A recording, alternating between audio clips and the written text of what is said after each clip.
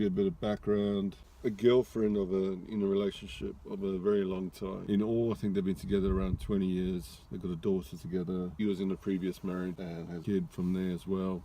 I don't think they have the most amicable situation, and my client guy's current girlfriend, who they've been with for around 20 years, doesn't get on with his son. I'm not sure if that's got anything to do with anything, but they got a daughter together. Someone got in touch with him. They haven't spoken to each other for like 25 years. This popped up on Facebook.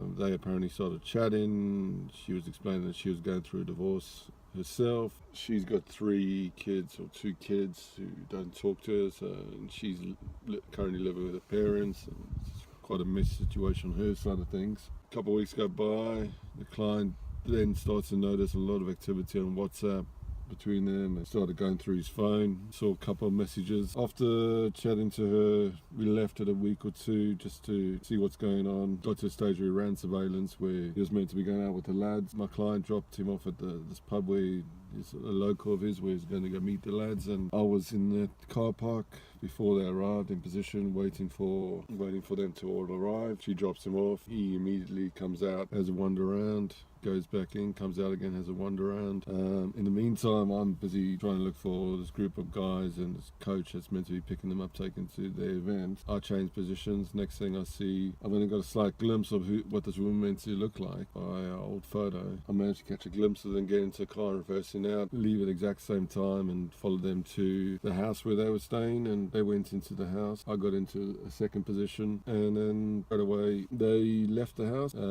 She's currently living with her parents. They jumped in the back of a different car. I followed this car and went to this event where he's meant to be going to with his group of mates. He was dropped off with her. I pulled in and followed them around for the evening. They went off to a restaurant after this event, and this is when I ended the surveillance. And then a second time, she didn't confront him, but then a second time I followed them, and he was meant to be going to play golf. Next thing, they were getting dropped off at a station.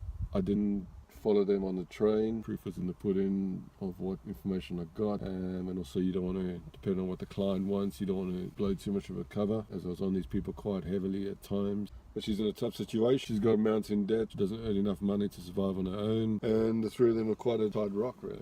So we're back on that again today. We're going to see what he's up to. Kind of wonder what else she needs, but the tough situation is she can't really make a decision because she's going to be left high and dry, unfortunately, due to his misdemeanors. That's where it's hard to give advice. I mean, obviously it's shouting out, telling that you can take the risk of, look, maybe you can work things out and get things back up and running, or you've got the potential of pushing him completely away and he gets together with this woman, because she's obviously in a situation in her life where she doesn't want to be on her own, and she's about. So yeah, it's a tough one, pretty emotional at times, giving information to people, giving information to my client, and someone she completely trusts is completely lying.